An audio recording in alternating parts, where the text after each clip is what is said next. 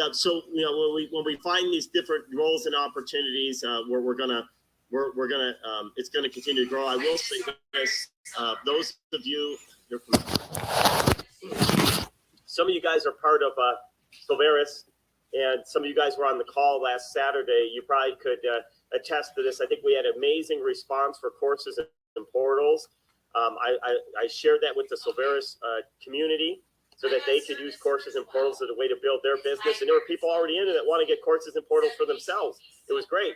So there's clearly a huge opportunity there for the courses and portal concept. And one of the things that we're going to start testing out, I mentioned to you guys, is having the downloading residents do outbound marketing for courses and portals. I want to be careful not to say, I don't want them to have to sell. Remember, we've got the video. I just want them to do outbound marketing, connect businesses and organizations in with the free training, help them understand what courses and portals are, and that's going to help create the income to fill a lot of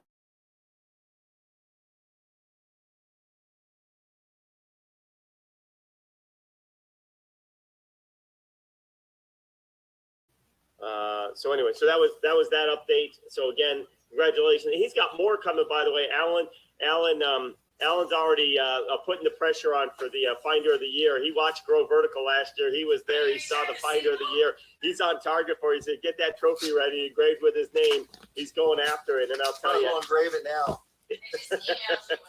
So I love that. I love a bit of friendly competition. Greg Mick called me today. He is so happy. Oh my God, like he couldn't even have asked for better. Like he's like, I couldn't imagine that. Because what, if you really think about the timing and all, this is like a divine appointment, because if we'd have caught him a day or two later, it'd have created a lot of more headache for you just to get to the home, because he was gone so fast back to Colombia. So yeah, he's so happy right now. Yeah, let me add context to that. We got on the call with Greg on, was it Wednesday or Thursday? Was it Thursday? Thursday.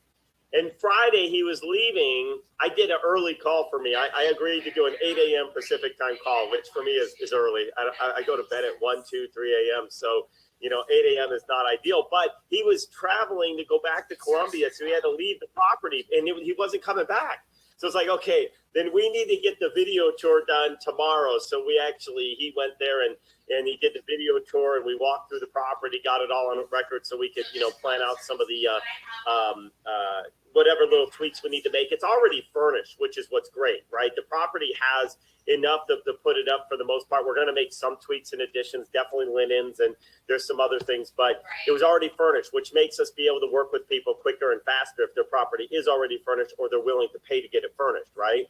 So, but that was, Alan, to your point, absolutely. Like that timing was so important.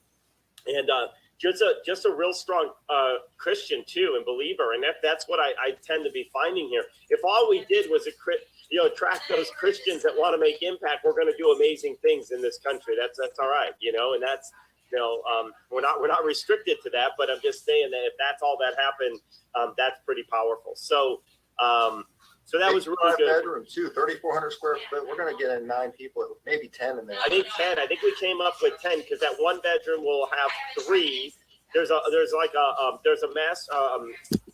in-law suite in there that has it's huge. It's got enough room easily for 3 beds with its own private bath, so we could have 3 there, and just awesome. But even if we only had 6, the numbers are really, really favorable for him. And 5 actually is even favorable for his family. 6, 7, 8, 9, 10 is all just bonus. So he's got 4 kids and sees this as a generational wealth.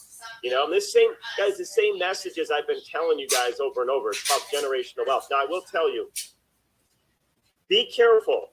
Be careful not to overspeak what it is we do and how our programs work, because we have so many different strategies that I don't even have time to go into. For example, I know someone, I don't remember who it was, but somebody had a potential opportunity, and the person said, no, I'm not interested. I need all my money out because I've got some debt. I need to cash out because I've got a hard money loan or whatever the loan was, debts is. That's not a no for us. Remember, we have revocable option contracts. If we still marketed and found a buyer, found residents, We may have other models where we can help them do some refinancing, put it into an LLC, pay off any debts that they have. So it may not be all their money out, but it's better than being stuck with a vacant property. So don't assume there's just one model. It's so important to get the facilitators that have been trained. I mean, some of these people have been training with me on a regular basis for over a year, right? And I'm probably don't even fully understand everything that I share on those, but know that there's more, right? That, hey, there's something along these lines and these creative things that we do and blah, blah, blah. So don't let your past experiences in real estate or lack of experience in real estate think that it's just the one thing that gets presented on these coaching calls. I just try not to overwhelm everybody. Remember, Joe did a great job a while back explaining, hey, remember he had a property out in Chicago, and he said, look, and they said, oh, we've done seller financing and all this stuff before. And he said, get on the phone with my partner. He's a creative genius. He's going to help you come up with some amazing strategies. And now they want to partner with us. They went from originally being like, no, we know. And Joe didn't even mention seller financing, but they just assumed, and, just, Joe, keep the doors open with people. Let them hear the bigger picture, because we tailor it and customize it given people's situations. So, all right.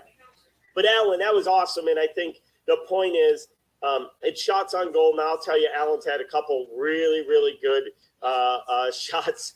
And at the very beginning, and sometimes you're going to get the people that you spend time on, then they disappear or they come under contract. If we had to want to do it right before they were about to sign that contract with us, they got an offer. And if it falls through, they're going to come right back. We know that because they want to partner on a bigger way with us. So that was awesome. Now they had 2 properties, so we're still working on the other one. But obviously, it's going to be about just education and sharing the models. So, all right. Anything else, Alan, you wanted to add on that with Greg? And I love the fact that he was so happy and you guys prayed together on the phone. That was awesome. I mean, just talks about the type of people that we're helping. Yeah, as far as that goes, no, but Vanessa connected me with someone in North Carolina who's already been in the space. They had 2 buildings, one house, 24 men, the other with 20 women. Older woman, she doesn't want to deal with it anymore. So that's what we're going to talk about next opportunity I get it with you. Yep. We're going to probably cover it off on this call, actually, after I go through some of the updates, if that works. We don't have an address yet. Oh, we don't have an address. All right. Well, then we'll circle back. Unless Vanessa can get that. Yeah. 2 addresses. Well, what I want to do is I'll talk broadly with you. So I definitely want to cover that off before we leave today. So that was up. Reminder for anybody. Oh, and Barb, I saw your email. I didn't even get to respond to you. I just said I'm going to do it on this call. Barb had a couple great questions regarding Beyond Living, and here's what I was thinking of doing.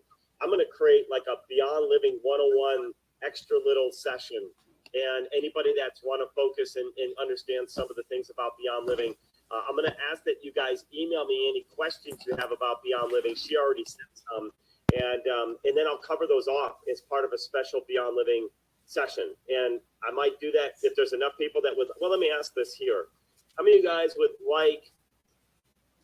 Give me a high five. Wait, hang on. No, don't do that because I might get confused later.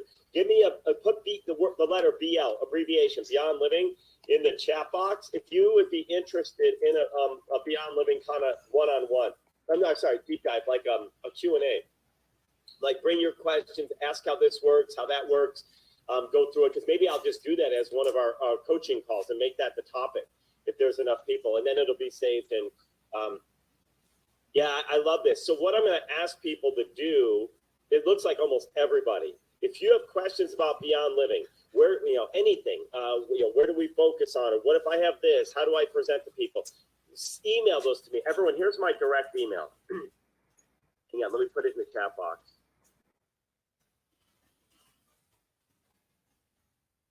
Hang on. FYI, if you email all the emails that typically come out, if it says Keith Eichley -NextGen REI, those all get responded back to the support team. They don't go to me directly. So if you're trying to reach me directly, make sure you have my direct email. Don't email me, though, for the things like I can't log into my account and blah, blah, blah. The support teams can help you with all that, okay? Make sure you're emailing me with And property question specific, you should just put in the accelerator, because when you flag it, that emails me too, and I keep it organized, and then I can go into a special email folder. I can go into accelerator and I can filter all those out. If you just email me a random property and say, hey, help me understand this one, the odds are it will get lost. I about guarantee you, if you email me something like that, that property is going to be gone. If I can't get to it that same day, it's on page 2 or 3 and I'm never getting to it. Okay, so accelerator is a better place to email me property opportunities. But did I hit enter yet with my email? How come I don't? Oh, here we go. All right. That's my phone number or email on my business card. I'm like, just contact support so they can filter for me. So my fear is getting back into that same world as we continue to grow, because this stuff is massive. And I want to be able to dedicate my time and get as much of my time attention to those that are absolutely serious about what's happening, right? You guys know, you guys are here on these calls. You guys know how to reach me. And you know that if you've got a serious connection, when you reach out to me, I'm going to make time for your resources. Does that make sense? I'm going to direct people where to go. I say, hey, have them go check this out first, but let me size it up. That's how I have to balance my time to make sure I can get as much done as possible. It's about efficiencies. Some of you guys know this. Susanna knows this. Aldo knows this. Some of you got to meet James Malinchak, good friend of mine, and ABC Secret Millionaire. He does not. I'm good friends, so I have a cell number. We text all the time. He does not even have an email. He doesn't even touch email. And I was so jealous when I heard this. I'm like, man, you built an entire massive business without even using email. I don't know how you did it, but I love it. His assistant is his sister, and she manages all his email for him and prints out the things from on paper and puts them on his desk that he needs to know. I'm like, wow, what a system, right? So I'm not there yet. So you guys still have my email, but one day it's not going to be a matter of that I don't like you. It's just that I need to, wrangle back in my life. You have your kids growing up soon, train them now. That's right. All my emails will be managed by them. Exactly. You got it, Susanna. One more reason one more job for them to do so that they can buy their own Xboxes and stuff like that. Okay, so that was another update. This Thursday at 9 a.m. I'm gonna double check it. 9 a.m. Pacific, which is still a bit early for me. I don't really care too much for 9 a.m., but I'm trying to be helpful for the East Coast folks. Is the next Beyond Living Q&A for nonprofits. So if you have some nonprofits that want to learn about how Beyond Living works, we don't have a landing page up yet. The team's been working with Silveris. We've got Silveris. The links to go back is all built. So we sent that out. I tested it last night, and that's all working. So those that are in Silveris, as you know, we have this structure now with Silveris that when they send people to the 75-minute training video, at the end when they go to check out, it's going to take them back to your storefront. So that way they check out at your Silveris checkout page, not our regular Square account. It's pretty cool, right? So that got built out this weekend and tested. So everything's working on our side. We're just need to validate that those links have been set inside the Silveris platform to send to us, so we know who sent it over. But Micah's got that going. So just FYI, we got a lot of development stuff happening. We're working on some commercials, commercial videos. One of them's going to be for the transportation. The transportation video is about getting more junk removal and peer-to-peer deliveries going. That's obviously something we want on a massive scale. So that's on its way. I'm going to try to be even more restrictive on my time this week, because all the marketing stuff I planned for last week didn't happen, or most of it didn't, because we had to work on Silveris stuff, and I wanted to help Alan close his opportunities, and had great conversations with New York, with Denise and Alex, which was well worthwhile, because we're going to get that going. So it may be till next week before I can do many things, and even that is going to be a little bit of a shortened week. But let me see what else I had, and then we'll talk about properties that you guys have. So I think for updates, Susanna's got an awesome property that I actually just went and visited yesterday. I was down in Henderson, and I stopped by, and she had this individual who has moved to California and put his townhouse into Beyond Living, and what a great property. I spent a little bit of time rereading and re-researching the Henderson, Nevada. So the Vegas folks, those guys that are out here, the Henderson's short-term rental rules, because obviously I didn't think we could do short-term rental anyway because the HOA, we still need to get that HOA, but I was just rereading it. And along that lines, we had somebody, and Alan, you remember, we were on the call with Whitney, who wasn't clear about we had discrepancies in how we do our licensing with our members. And by the way, I actually spent some time this weekend researching, and I found the state statutes in Arizona. I found the case law in Maryland and everything else. Students or not, you can license your property, right? It's not just a student thing. And there's actually another out on all of this is employees. If we have to, employees can actually get housing from their corporation. And when you get your housing provided by your corporation, it's based on the assumption that you remain an employee of the company and you actually sign a license, and therefore it changes the rules and the regulations in which how it kind of shifts the landlord-tenant laws, just like a student in a dorm. Same thing. If you're no longer a student, you no longer get your license to be able to live inside there. And then I took it a step further because I started looking at some of the ways some of the rules are written in some of the cities about the housing and so forth. And the way we're probably going to position our homes is that these are homes for staff housing. Listen to this, staff housing that when available, our members, Beyond Living Program members, can actually utilize at no cost, because that's how we do it. We don't charge for the rooms. And I did that intentionally from day one, because it can't be considered transient housing and subject to any taxes or anything if they're not actually paying for the room. They're paying for the Beyond Living educational program and vocational training program. They're paying for the vocational training. That's what they're paying for. The housing is a bonus. And by the way, that's true. If we don't have houses available and somebody has a place to live, they can get into Beyond Living and do the program from wherever they're at. So I'm going to make it up. I see Deborah on my screen. Deborah, let's say your nephew is living with you in your home, right? And he's looking for a job and looking for a way to restart, right? He could get into Beyond Living and work the opportunities that we create with courses and portals and our transportation and go through our education program and everything else. But his program fee is going to be exactly the same. And it's paid for by the work that he does. So notice what we did there. If somebody who's not part of living in our homes pays the same fee as somebody who is living in our homes, there is no exchange of money for the housing. Is everyone getting this? It's not rent. They're not renting the property. This is not transient housing. This is the same as if, Deborah, your cousin comes in from out of town and wants to stay with you, right? And she says, "Hey, Deborah, I'm coming into town." You're like, "Hey, I got an extra room. Come stay." That does not put you in the short-term rental category, does it? No, as long as you're not taking a fee, right? You're not paying taxes on it. You're not subject to the number of people in a house type limitation. My brother, they're a family of 7. Anyone else have a big family and ever have them come stay with you? Yeah, you're filling up your house more than I guess unrelated by blood technically would be considered family, but you might have other people that have come in before, friends. How many people? Well, here's a perfect example. How many of you guys have kids and have ever had a sleepover at your house with your kids and they brought a bunch of friends? Anyone ever have that?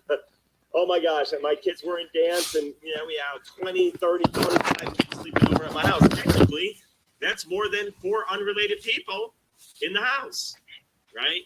So anyway, so we're going to do some really creative things. I also spent some time researching Pad Split a little bit more too to try and understand how they're getting around the number of unrelated parties. And I do have a friend, partner, who's doing Pad Split. He was going to come in with their legal team. I haven't had time to do that yet. But they use that term member. And they do my backup plan, which worst case is we'll just create an LLC and everybody will become a member of the LLC for free. And they'll become a member of the LLC, and that LLC can rents the property, and therefore they're staying in a property that they're an owner of, that they have equitable interest in, right? Yeah, Alan, you and I have a property together. No one can tell us that we can't stay there. It's our property. It's our property. So anyway, so we've got lots of ways. I'm just careful and aware of this. And this is what I love. I mentioned this on Friday. Denise, when we met with Alex, he was talking about, you guys all heard that ridiculous ordinance that the kids can't sleep in these youth centers anymore, and every other organization complied, but Alex refused to. I'm not following the ordinance, right? And the ordinance makes no sense from a humanity standpoint, right? It makes no sense. The reality is, people, if they don't agree for whatever silly reason, they're going to try to find a way to have you not do what you're doing. Right? Whether it's short-term rental, whether it's helping the needy, whether it's whatever. If I have to become a church, I'll become a church. I looked that up this weekend too. I found there was one church that was fined $12,000 for letting homeless people sleep in their church. This is out in Maryland, I think it was. I saved that article. Right? I mean, this is the chaos that happens. So we'll figure out our way. We'll get enough people behind the mission of doing good out there. The people that come with a godly nature behind them, we'll get support behind us to stop this nonsense of rules that basically are not helping people. So, one last comment I thought I was just thinking about the short-term rental. Susanna, I don't know if you know this or any other Vegas folks, check this out. I didn't realize this when I first read the Henderson laws, although they made some updates again in February of this year, and then at the end of 2020, Still recording. also did some updates. The last time I had seen those rules were probably pre-COVID, but I'm not 100% sure for the short-term rental laws in Henderson. But Henderson has that if they have a 24-hour hotline, and if somebody calls in on the hotline, and you don't respond and get it resolved within 30 minutes, you need to prove that you reached out to the guest within 30 minutes. And then you have to have your local on-site contact out to the property within another 30 minutes. So within 1 hour, you've got to resolve some type of compliance. And I'm thinking, okay, I get it. They want to try to protect the noise and everything else. But why does that noise problem only apply to short-term rentals? Why does not every landlord have to follow this same thing? So if you've got a neighbor that's blasting their music at 2 a.m., oh, there's no concern about that. But if it's a short-term rental, we've got to jump hoops and figure out a way to be there and respond within 30 minutes and be there, have it resolved within an hour latest. So I'm not against creating a good, healthy community, guys. Just to be clear, I'm not against it. But it needs to be even across the board, right? You got to apply the standards, make it a general standard, not just apply to short-term rentals. And then however people, what they do with their property, as long as they're within the bounds of keep creating it, then that's fair. So the reason I bring that up is I want the same thing for Beyond Living, right? Let's not make this about how many people are in the home or whatever. Let's make sure that we're providing a good experience for the community and we're not bringing down a community, right? That's what it's about. I'm all for that. So anyway, those were my, well, just as a side note, I'm surprised I didn't get it. I have a photo. I don't know if I put it on my, I don't think I shared it to my computer. But this is pretty funny. You know, when you have a short-term rental, you guys will crack up on this. So Airbnb, talk about AI technology. Airbnb, we had someone that was trying to book one of our properties, and Airbnb kept denying them. They kept saying, no, not allowing it to happen. They wouldn't let them do it. We're like, well, maybe that's a good thing, right? Airbnb is, probably uncovered some things that they know. And so finally they disappeared for a little bit. And then the next thing you know, they end up booking, and they end up booking on Vrbo. Okay. So they book on Vrbo, which actually makes me even more nervous because on Vrbo, you don't get the coverage that you do with Airbnb. So this is Friday night. So all of a sudden, we have our Ring cameras, and we knew they were having a 30th birthday party, which we were actually okay with on Airbnb because we have the damage protection. So anyway, my screen is showing. Can you guys see this? This is Friday night. So Friday night, the night of the party. Yeah, look at that. If you guys can't tell exactly what that is a giant turntable PA sound system.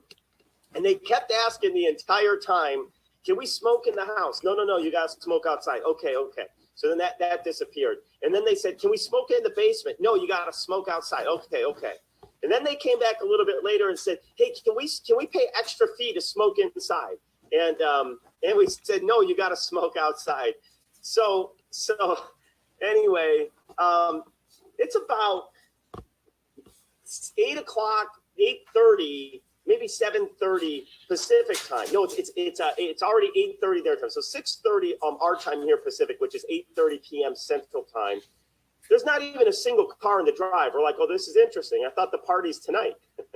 So then 9 o'clock comes, 10 o'clock comes. People don't even start arriving till 10 o'clock. And we had quiet hours, 10 a.m. to 8 a.m. They didn't even start the party till about 11 or 11:30 at night. And then, now we're up late here anyway all the time. And all of a sudden, we're watching the ring cameras. Nobody's going out to smoke. And so, we reached out and said, hey, just to make sure you guys know there's no smoking. And they said, oh, yeah, you know what? We got it. And then like a half hour later, 2 people came out for a minute and smoked. That was it. So my point is, this party continued till 6 a.m. 6 a.m. Now, luckily, you can't see it, but luckily next to us here is an open lot. So we really don't have any neighbors on that side, and the other neighbors here haven't complained. The vast neighbors back there, I've had people in this place that have complained on the neighbors behind us. I've had short-term rental guests complain because the neighbors behind have been partying until midnight, right? And they actually called the cops on them because it was so loud. Our home was at least contained inside the house because we couldn't hear it on the ring cameras outside. So they at least kept the noise into a manageable piece. But my point, by the way, they did smoke up the house with weed, and I want to thank Doug, and we had a whole crew of people out there yesterday and even still today getting it ready for the next guests that arrive in, I don't know, 2 hours, okay? We had someone, Doug was there like 5 hours, cleaning person stayed overnight to continue working. They broke the glass, they broke the door. That was really, I guess, the biggest part of the damage. There was a fight, and they did tell us that the glass, and the door broke, and we got that fixed. It was a mess. Luckily, we charged an extra security deposit on Birdbow, so that has been eaten up for sure. We're going to obviously compensate Doug and the team for their time. My point is this, though. Oh, Doug, I was going to send you this photo. I actually snapped this on my phone that night. That was from the Ring camera.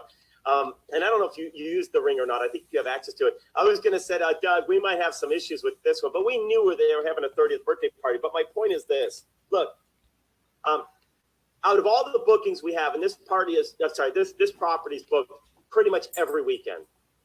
In the past year, this is only the second issue. The first one, they actually did put a hole in the wall, and they tried to patch it themselves. We did have 2 other people that one left paint, and they paid themselves to get it fixed afterwards. But it's gonna happen, right? It's gonna happen. And I agree, as short-term rental hosts, we need to protect the community and if there's complaints, solve that. But it's like like I said, maybe one, we never had a noise complaint. The things that happen inside, right?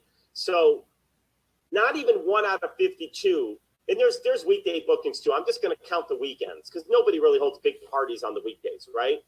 Not even 1 out of 52 did we have a noise complaint. We did it. 2 out of 52 actually had damage. So what is that? 120, that 4%. But all of it hopefully will be covered. Well, so far all of it was covered by either security deposit or this one. We're going to have to give away some of the booking revenue just to compensate everybody.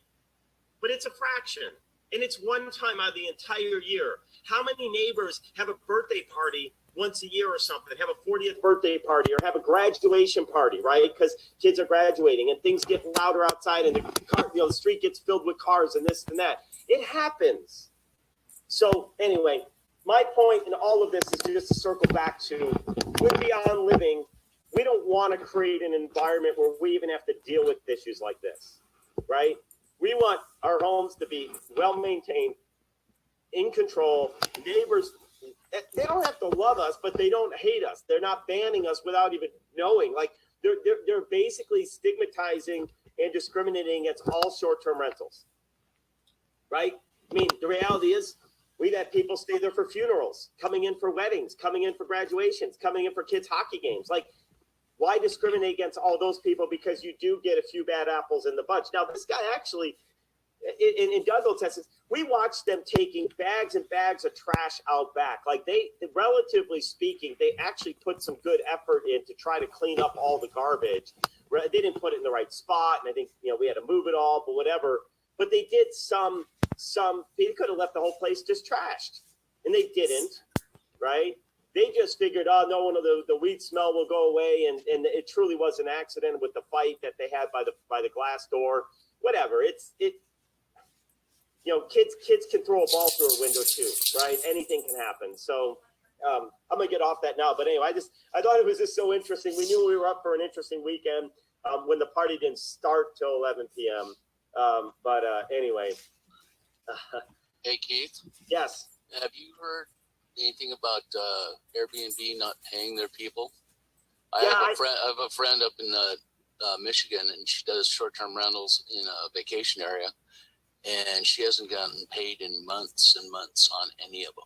Wow, I don't know about any of them. We've had probably 5 claims on Airbnb. Now we run a lot of properties, Rick, so keep it in perspective. We've had about 5 claims in the last probably 3 months, 4 months, and all have been paid. One is still under review. It's been in the review for like a month now. We don't know why that one. And that one was actually a party, right? That was actually, we could tell they had glasses and everything else, and it was kind of disgusting. But we had other ones where we can't prove who did it, but one of the toilets backed up, right? And the sewage came up through the shower and got all over the floor, and we had to get carpet cleaners out there and all this other stuff. We got reimbursed $1,100 for all the repairs of that. And quite honestly, we didn't think that one, Rick, was even going to get approved, because how do you prove that it wasn't the previous guest or the guest before that put stuff down the toilet that finally caused the issue, right? We've had chairs break. We've had, things like that. And we've been paid, although I think generally speaking, you've had pretty good success too. Michael mentioned not getting paid. And Aldo said, no, you just got to do this. And you filed this claim. But, and I'll let Aldo chime in a second, but it's funny you say that, Rick. When these people first booked and they got on Verbo, we started getting nervous because Airbnb blocked them. Even when they tried like his daughter's account and this and that. So Airbnb pretty much knew that this was risk of party. But we've had other people that they've blocked that have come in that have been just fine. A lot of times they'll block if you're local. If you're local and you book another property, they're going to assume that you are booking for a party, or that's part of their algorithm, right? Brand new profile. You live in the area and you're booking another place. Yeah, chances are you might be having a party, right? I'm looking into a couple different insurance things. One is Proper, and I know, Carla, you looked at Proper, and they wouldn't cover your properties in Denver, right, because they're a bigger piece. We're also reaching out to a company called Safely. So I don't know if you've heard of Safely before, but Safely they actually are supplemental to your existing landlord policy, right? And so they'll actually, they apparently blow the socks out of the water of Airbnb's coverage and all that other stuff, so they claim. So does Proper. So we're investigating those, because the thing I don't like about Verbo is that they don't really have any damage protection other than they offer you can have your guests have to do like a $59, you get different plans for like a damage protection.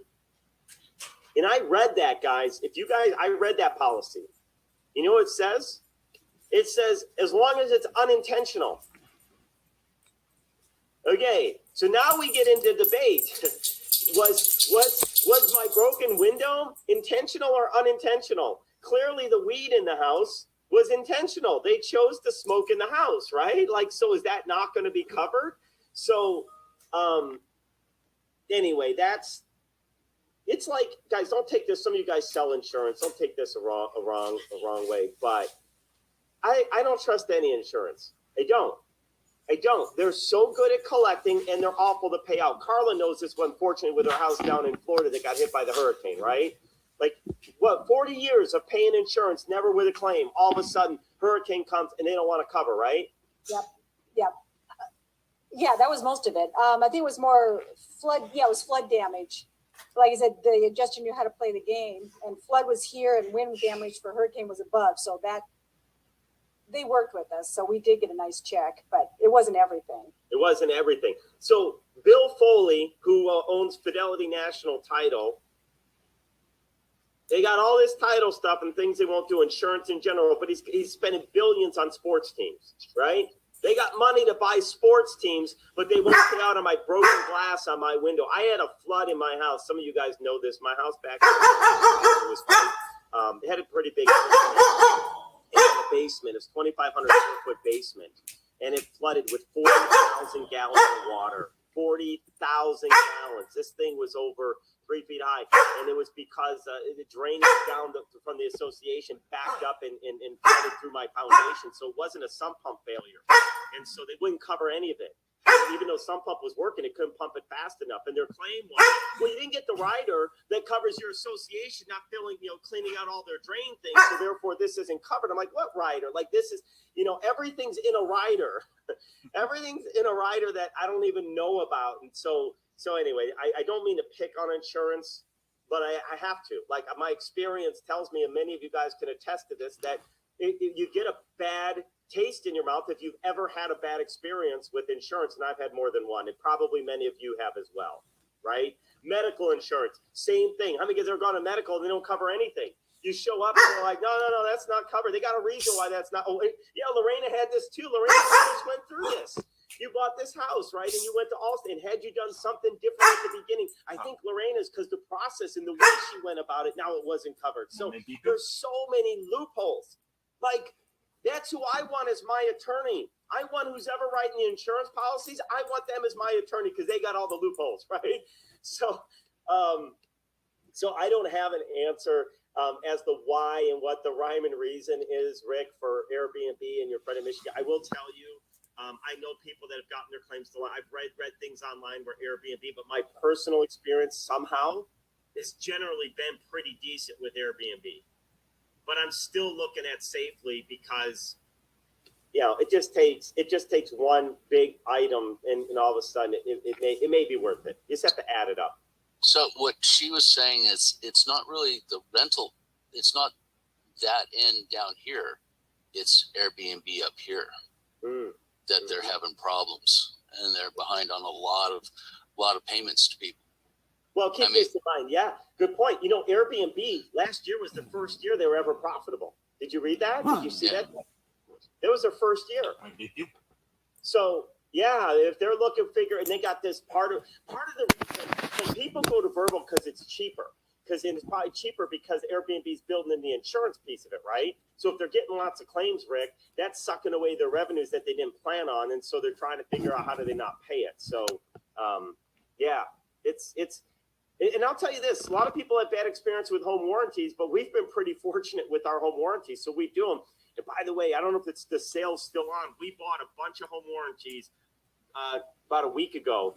We got them for half price. We picked up our home warranties at AHS for $20 to $25 a piece. Shoot, we added home warranties on the properties that we weren't even going to home warranty because it wasn't worth it because there wasn't enough in there to warranty. And there's no, we have properties with no air conditioner. There's no heat because they use radiant heat or whatever. And they have, you buy the little ones from the store. But for $20, we're like, let's get it and then decide later if we want to keep it. So we've had good success. We really have. You're talking about American Home Shield? Yep, American Home Shield. Well, we have, they're our primary, because we have like a corporate account with them, but sometimes owners have their own. We have Old Republic as well. Well, I've had both. Old Republic pays better. You have to fight for American Home Shield, but you can win. I haven't had to fight that much. It hasn't been our experience. I mean, we had multiple air conditioners last year. We had multiple refrigerators. We had hot water heaters, all of it replaced. There was one item that we recently had to do, and it was because something was missing, but it only cost me $190. They covered part of it, but not another part. But actually, there was some validity to the reasoning when you read it, because it wasn't installed properly. If you have something that's not installed properly to begin with, then they won't cover it because it didn't break. It was just not put together properly, right? So I kind of see that, because what they don't want people doing is this. All of a sudden, Rick says, oh, I'm a handyman. I'm going to go put together my own plumbing again. I'm going to replace this sink out. I'll just do it like this and blah, blah, blah. And then all of a sudden, the thing starts leaking and causes a flood. Well, Rick, it's because you did it yourself. You're not a plumber, right? Doug, know this. We had somebody not licensed that did our Superior Plumbing, Doug May, I think he's still out there. And oh my gosh, he was one of the renovators, and he did all the plumbing. And all of a sudden, undo the thing when they were washing the dishes, and the entire floor flooded. We got a real plumber out there. He sent us pictures of how the plumbing's supposed to be and how the guy did it all backwards. The whole thing was backwards. So yes, when it doesn't work like that, you've got to be responsible as a homeowner to get quality people and licensed people into New York. So I kind of get it. So I've been a little bit there, Carol. So, but fortunately, it's been good enough for us that we continue to use them at a corporate. I'm not saying they're the best. Well, I still use them. I wouldn't be without them, but Yeah. I did catch them in fraud, and I went back to the dispatch because I Yeah. had a second opinion come out, and I saw where they had, the first person had lied. So then the second person just copied the first one's lie, and I caught them in it, and I made them go out there again. Yeah, You know, no, and you know what? We actually, you're a good point, Carol. So we did have a different one where there was a refrigerator and the ice maker broke, and it was getting stuck with water. Broke, but it broke because they were trying to actually stop it from continuing the flow. So in trying to get it to stop, they broke the piece. So then they claim, well, you broke it. When you physically break something and it's not, based on normal wear and tear, then they don't cover it. But then the issue becomes which came first, the chicken or the egg? When it stopped working because of something else, it broke in trying to fix the problem that already existed. But, well, you guys know this. Probably some of you guys know my story with our Mazda that we had. We've given up on it now. We're walking away with just a small amount of cash. We lost $8,000 on our Mazda. We got the extended warranty and all that other stuff on the vehicle, and the engine went out. And they can't find an engine, and then they're claiming that it's not under warranty because, well, they can't. They have to diagnose it first for $2,400 to diagnose to prove whether or not it's covered. And if it's not covered, then you've got to pay for the entire engine replacement yourself. But if it is covered and it was in fact due to an actual fault, then they'll cover it. It's like, well, so I got to invest $2,400 to then have to buy a whole new engine. If it's wrong, that's another $2,400. I'm out. Like, so we just said, forget it. I mean, to each their own, but like, I'll probably never buy another car warranty extended again because, I just saved my $1,000 and put it in my pool fund for my this sucks fund. That's what I call it. That sucks. It's the way it goes. You pull out your that sucks fund. You pull it out there and like, So if they want the $2,400 up front to diagnose it, because I got an issue with a car back in Ohio, they don't apply it to the $2,400 after they diagnose and you do need it, or no. If they diagnose and find that the issue was because the engine was actually something that was covered under warranty, not fault of our own, then they'll actually cover that diagnosis at $2,400, right? Okay. They apply it to the amount. But if they come back and say, "Oh no, this is because here's what happened. Something happened, and they said that you drove it too long." Well, the car died. I mean, basically, the car physically died. Like, yeah, you were in the middle of driving, and so, well, you should have stopped driving it. Well, you didn't have the opportunity to stop driving it because it went out, right? So this is the unknown. This is the gamble, right? I'd rather take $2,400 and walk up the street and put it on black. I'm Exactly. running. So that's a very biased diagnosis too. right, right. They could be like, oh yeah, it was our problem, but then tell you something different. Right. How do I know? I am not an expert, man. I could go. This is what I love. The mechanic I have. I actually went in and thought I went in to tell him I need my transmission replaced because it's slipping, and he came back and said, no. Actually, I wanted to change all the transmission fluid and everything else because I hadn't done it right, and I felt like my transmission was slipping. He said, no.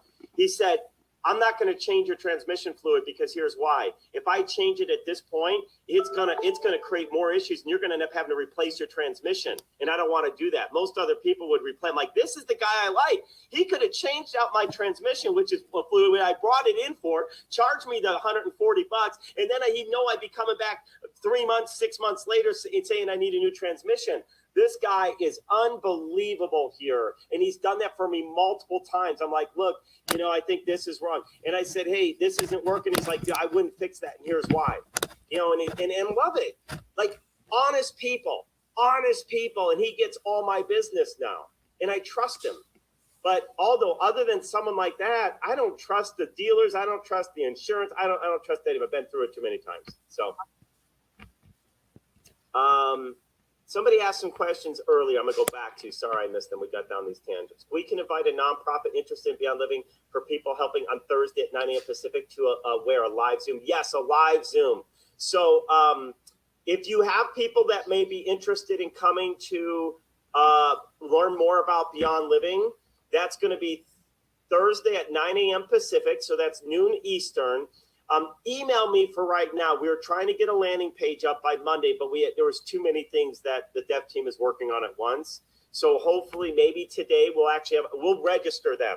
If you just send me and say, hey, I have somebody interested, here's their name and info, we'll actually register them on the page once it's ready, and they'll get the link to join us at this live event. And they'll get notified. It starts at 9 a.m.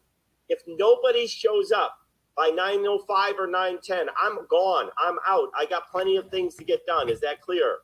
But I will stay on until all questions are answered. All right?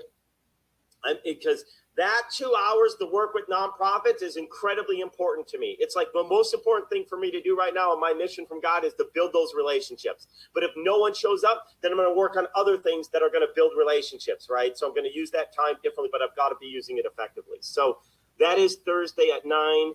I'm just looking at some other notes here. Thomas, working on receiving an old school 92,000 square to do 15 homes behind for workers and temp housing, then other homes to rent and sell in the same counties. We will look at commercial, large commercial each state. I love that. You know, it's so funny. I had this vision. I think it might have been wasn't at church. I was actually finishing up biblical citizenship yesterday. Oh, don't let me end without that really quick. Some people might be interested in something, but hold on. I had this vision of having these training centers and using schools and churches and so forth for our training for Beyond Living, so people could come in and learn. Because one of the things I want to have a backup for in every area is that people are not learning remotely. There's a difference on what becomes taxable or non-taxable with Nexus laws. I don't know if you guys are familiar with Nexus. Anyway, it's the way things are taxed. Education virtually can be considered tax versus physically. So if you have a physical option, like you don't pay tax on when you go to school at college, but now they're starting to tax if it's online pre-done education. They're starting to tax that based on each state. I got a whole chart of all the states. So anyway, so that's interesting. That was Deborah's. This is helpful to know the difference. Don't know what that was too. Carol Sue, my comment above is funny now, even meeting happens. It sounds like could do short-term housing in Myrtle Beach. That would be good. Is there a Beyond Living link to share with nonprofits? Michael, there's an entire Beyond Living quick share app. If you go to beyondliving.org, on the very top, there's a did you mean for Saturday, for Thursday? Is there a Beyond Living link for Thursday? If you meant specifically for Thursday, there's not yet. As soon as the landing page is up, we're going to put that into the quick share app for Beyond Living. So you could say, here's the nonprofit Q&A session. It'll be one of the, and we'll give everyone a notice that, hey, you can now share that. So for now, if you have a nonprofit interested, just email me their info or the team support at NextGen REI, and we'll get them registered. That's even better. Don't email me. It wasn't for that. It's to be able to send them information to get them. Oh, general information. Then I was right on when I first started. Quick, if you go to beyondliving.org, at the very top, there's a share button. Click on that, and you can download the Quick Share app right onto your phone, and it has all the different links to share with nonprofits. How do you send that via email? Oh, you want to send it via email? One of the best ways to send those links, if you wanted to, so they could be tracked to you, is first text yourself the link, and then just send them that link. Okay. The other way is there's a dashboard when you first get your activation for your Beyond Living affiliate share program. And that dashboard has all your URLs already laid out for you. All the things that you can share already have your unique URL. So actually in that initial email, it says click here to go to your dashboard. And you could go right there. And then you don't even have to mess around with the Quick Share app. So how do I know if I have any credit? I have to get some kind of certification or something, you said? No. All you do is, hang on, I'm going to share my screen again. For anyone that hasn't seen this yet, this is really good and really important. If you just go to, you go to Beyond Living. Oh, hang on. beyondliving.org. You go to beyondliving.org, and the third link in right now, it's the third link. That may change, but there's a share link. When you click on share right here, you're going to be able to put your information in. Once you do this, this is going to send you an email that gives you a link to be able to open that Quick Share app on your phone and save it to your home screen. That email also contains the credentials to log into your affiliate dashboard, which gives you all of your URLs, shares how many people have opened it and clicked and all that other good stuff. Did everyone catch that? Hopefully y'all figured that out or got that. If not, reach out to support and they're happy to help. Other questions? Go I ahead. have a question, Keith, on Yes. on the link you're creating for this Thursday event. I assume it's gonna change every time you have the new one, right? When people click on it, and then when is the next one? And are you gonna put on that link what day are and what time, so people will know, or is it Yes. just day by day? It's going to, I preset the first 3 sessions. None of that first 2, no one's had anybody interested to attend yet. So they didn't take place. So this is the 3rd of the first group. So I was waiting to see how much action and traction we get on this before I block out a bunch of dates in my calendar, right? So there will be one next week, but we are, as you know, Susanna, we've got some plans next week. So I'm going to be a little bit more limited time. There will be at least one though next week, and then there'll be more after that. And so what's going to happen when they go to that page, all the known next sessions will all be listed so they can pick the time that works for them. So if there's already 3 pre-planned sessions, they can pick which section fits best with their schedule. But I only have Thursdays figured out right now because, I was working on next week's plans. So good. Everyone got that? Not just Susanna. So they'll be able to say, Thursday at 9 a.m., Monday at 12:30 or whatever it is, and then maybe next Thursday at 9 a.m. or 10 or whatever it ends up being. So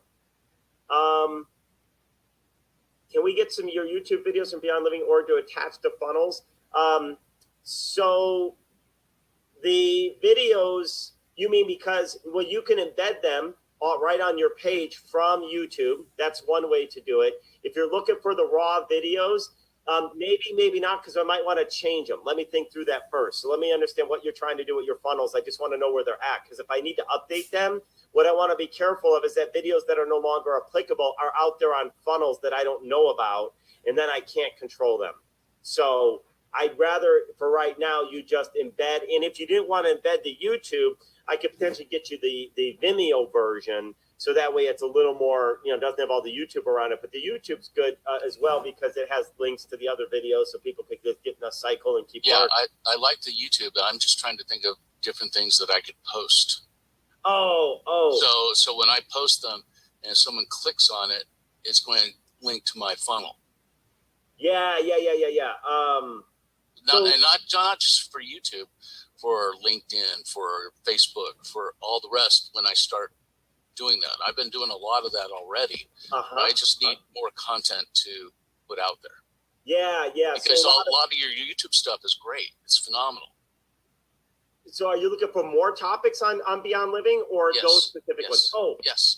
So Rick, we have more coming. That was my goal last week. And that's what I was saying. I tried to block off last week and this week to do a bunch of marketing to get you guys more stuff. For example, we've got a video specifically for organizations that work with substance recovery, right? So what do they do? And then we have another one coming out specifically for women of domestic violence and all these different things so that you'll be able to have a whole arsenal of different topics that you could utilize. So yes, as they come out, we'll make sure that you stay in tune with what's there. But what's nice is if they can all go to just one funnel. Well, we're working on that too, Rick, actually. We're actually going to do, it's very similar. Actually, let me show you what we're going to be doing. Share my screen. Oh, is it still already sharing? Okay, hang on. We're going to do something similar in concept to this. If you look at NextGen, we're going to have a page that's not with this yellow. The colors will be different. I just want to show you concept, Rick. I've got a main video about how to get even more for your home guarantee. So we're going to have a main video. Here's what Beyond Living is all about. We're helping and working organizations, blah, blah, blah, right? And then we're going to have these sub videos. Are you in domestic violence? Are you a sober living house? Or you work with recoveries? Are you a church, nonprofit, blah, blah, blah? Here's how you could benefit. Is that kind of what you're describing? Yeah, exactly. Yep. And just that so I can have different content out there constantly bombarding folks. Yep. And then they all could come back to one page, and then they can pick their selective things. Like this video is really short. It's only 2 minutes if you have a vacant property. So if that's who you are, this is the video that you watch that's very particular to you in where your mindset is. So this type of design or structure is something that we're going to be creating, but it may be still another couple weeks before that's available, Rick. Okay. But we're getting there. These original ones are still going to be on here, the ones that you have, or are you changing them up? No, the ones that we already have, I'm not changing those at the moment because they're good enough. They're MVP, which we talked about on Friday, right? They're minimum viable product. There's nothing wrong with the ones that are there as long as they're not completely off base in what we're doing. Our rates change or something like that, or we're no longer doing XYZ. We'll leave them because there's too much new stuff right now I still want to get out. So, yeah, the goal was to do one every week. That was my goal when I launched this. And I haven't done one in probably 6 weeks is my guess, just because we've had so much happening. You guys are keeping me too busy. That's a good thing. Was that helpful, Rick? Would that help? Is that, if we had something like this, that's what you're looking for, right? Absolutely. Okay. And then also, yeah, go ahead. Also, can you get a script for this? Because I do a lot of videotaping myself. Oh, a script for which part? Any one of them, just for content. If you download those, there are script softwares you can utilize that'll actually put them onto that'll convert it into. I think I can use Big View. I'll put it on there or CapCut, one of the two. Yeah. I mean, I would add that to my team's plate, but it wouldn't get done for a while. So if you're looking for it sooner than later, it'd be faster if you just grab it and just have someone convert it. Okay. We do have software that we bought a long time ago that does it, but it still takes time for the team to download it, et cetera. And I want to get the page built is what I want them doing right now, is getting more pages. Because while this is good to have a generic, and this will become kind of the one, if hey, here's all the ways we help. We're going to have very specific ones like we do for, again, kids aging out of foster care. Here's how we work with you. Here's some of the organizations. Here's why it's important. And that way they're all kind of grouped together. Cool. We lost a lot of people, so I might have to cover it again a little bit later. But I mentioned to folks, I had just finished a biblical citizenship course, which was amazing. And I'm going to be bringing that to our network for those that want to help us get the country back. So it's a little bit off topic from real estate and more about the fact that we've completely lost, God in the sense of the way our decision and our government's working and our people and the things that are happening in schools and so forth. And it was amazing. And the idea behind this is we've got to get people back understanding our Constitution and protecting our lives. And to me, this is important for my grandkids. This is, we are at risk. And Ronald Reagan, I think, said we're only one generation away from, at any time, from losing control of the country, right? So we absolutely don't want that to happen. There's a course, it's totally free, called Constitution Alive, that one of our members, Howell, is actually putting on. And it's normally 10 weeks. He's going to condense that down to 6 weeks, so that way people don't have as much time in. And if anybody would be interested in something like that, I don't know if that one's going to be streamed yet or not. It's going to be here in Vegas. So if there's any Vegas folks that would like to learn that, let me know. I'll connect you in. But I do have a thought. This biblical citizenship was the most powerful class that I've taken in the longest time when it comes to understanding it, where we're at in our country and how to get it back. And I think it's going to be a great starting point for so many. If anybody has interest in learning that and going through, that was an 8-week class. It was worth every bit of my time going through it. It is amazing. I talked about maybe creating a Zoom version of that when he runs it again, so people could actually Zoom in. And my goal is I actually want to start bringing that into our Beyond Living homes. And I want to start getting this well spread throughout and having different people kind of creating their own little versions of this, where they get people inside their home and share what's happening. What is our foundation on? I mean, it's just insanity to me how far we've gotten. And I've been ignorant. I'll be honest. I'll admit it. I've been ignorant. We're indoctrinated into ignorance in this country. That's how our school system has actually built us up. Like, it's no one's fault. Because that's the public school system. Actually, this is really funny. I think I got some Californians out there. I think, Sam, you're in California, if I'm not mistaken. One of the gentlemen that was in this last session, he actually ran and got on the school board. And even as the superintendent of the school board or commissioner, school board commissioner, he's out there saying that the school system is messed up. How crazy is that? Like, he got there because he's not afraid to share his true principles. And, so anyway, if anybody would have an interest in that, you just let me know, and we'll work to try and create something so you guys can plug into it. We're going to run it live in Vegas again, and we'll Zoom it so people could actually come in from anywhere around the country. And then the hope is we get people behind it. Their goal of that organization is to get 10,000 people that actually want to get into office, that have gone through this idea of biblical citizenship and constitutional life, understanding how we get our country back. And I love that mission. And that starts by people being aware. So again, more to come on that. I'll do it as we have more Vegas folks on. Ironically, we only have a couple Vegas folks here this time. Normally we're filled with our Vegas. But anyway, anything else you guys have question wise? Otherwise we'll wrap this up. Just checking the notes here again. Social media and podcast from our nonprofit partners, they get free marketing. Love that. Joe's interested in the biblical citizenship. There's also constitutional law. That one's not as big, other than the Constitution was actually founded on the principles of the Bible. By the way, the Bible was most quoted source in the Constitution. Most people don't know that. 34 times. Sorry, Carol Sue, go ahead. I see your hand up now.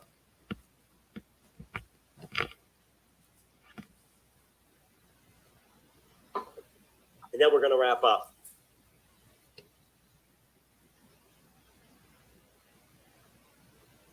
All right, she's not able to get herself unmuted. All right.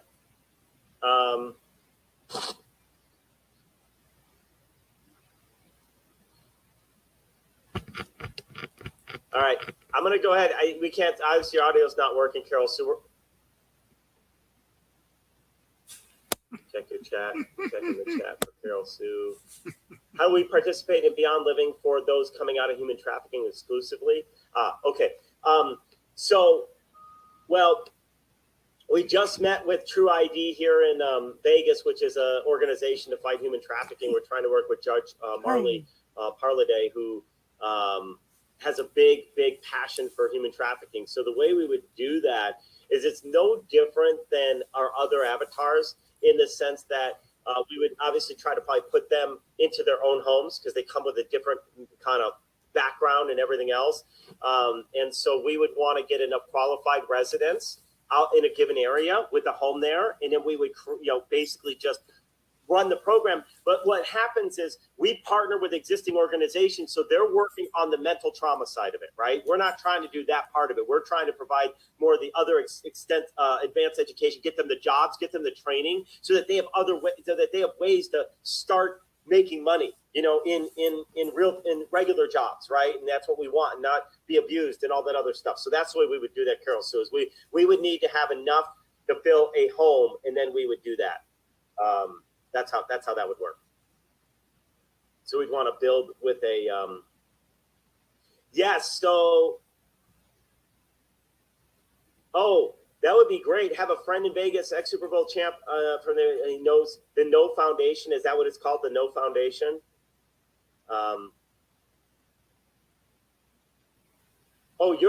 Yours is the No Foundation. Got it. Yeah, and by the way, in Las Vegas, those that don't follow football, just so you know, Las Vegas has the 2024 Super Bowl, which was the highest instances of sex trafficking. And so there's all types of organizations that try to come together to help fight it here. My church is already trying to do things to help fight it. So we have a real need to help with trafficking. And ironically, we also have a bunch of properties that might be coming down the pipeline as the short-term rental laws come in here. So there may be no coincidence that all this is happening. Maybe this short-term rental is to help us use a lot of those homes for good. But he's worked with 20 ex-champs. Will come to events. Oh, that would be phenomenal, Thomas. You know what, Thomas? I'm going to find time. I'm going to email you. I know I've been saying this but my schedule's just been so haywire. Last week's stuff is not done. But I'm going to reach out to you. I want to get together with you this week, okay? I'm going to reach out. Let's get on a call. We got so much synergy here, so I want to get it at least implanted in my head so I can see how we start putting these pieces together, because I know there's a reason we're here together. There's no question. So, in fact, I'm going to add that to my list right now for today to at least set up a time with you, okay? Let me get to my today list and get that added in. Okay, cool. All right, folks. I'm going to let you guys run. Need to go, and have a great rest of your day. We'll see you guys on Wednesday. Recording stopped. Thanks. Have a great night.